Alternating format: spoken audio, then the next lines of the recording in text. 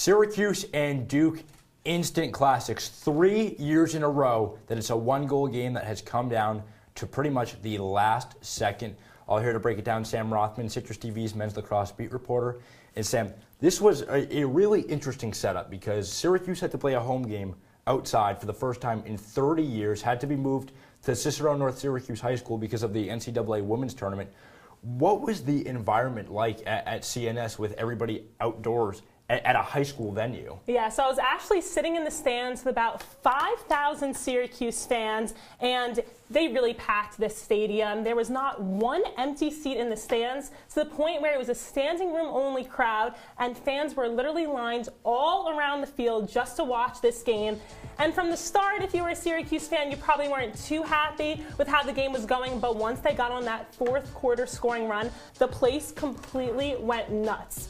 And Syracuse, you always see these fourth quarter comebacks and you know that that's going to happen. But when Curry scored that overtime winner, all the fans mobbed him. All the fans next to me went crazy. And it honestly sounded louder than in the dome just because all of the fans, like I said, were piled in. And it was just such a great atmosphere for the fans and also for the players on the field. Yeah, this is 3 years in a row now that Syracuse has come back from a deficit to beat Duke.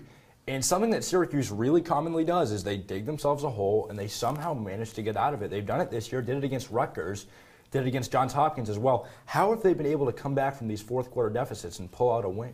Yeah, well, in this Duke game specifically, Brendan Curry, before he netted that game winner, he was 0 for 11, and that really was the story for the game. Syracuse kept getting those shots off, but just not finding the back of the net. And in the second half, Coach Jesco made a key adjustment in the crease area because Duke had the top defense in the country, and they were really pressuring from the inside. He decided to make some more space on the perimeter, force players outside. That's when we saw stick-to-stick pass and we saw players be able to cut into the crease, score on Upgren, and that's what really led to that fourth quarter comeback. Also, special teams played a really big role. Syracuse, they gave up an early man-up goal, but after that, they were 4 for 4 on the kill, and they converted on 4 for 4 of their own man-up opportunities, so really getting it done on both ends of the field led to this crazy comeback win. Yeah, really special fourth quarter. Syracuse didn't score for 35 minutes and then ripped off 4 goals in just 6 minutes. Sam, thank you so much for joining us. Thanks for having me.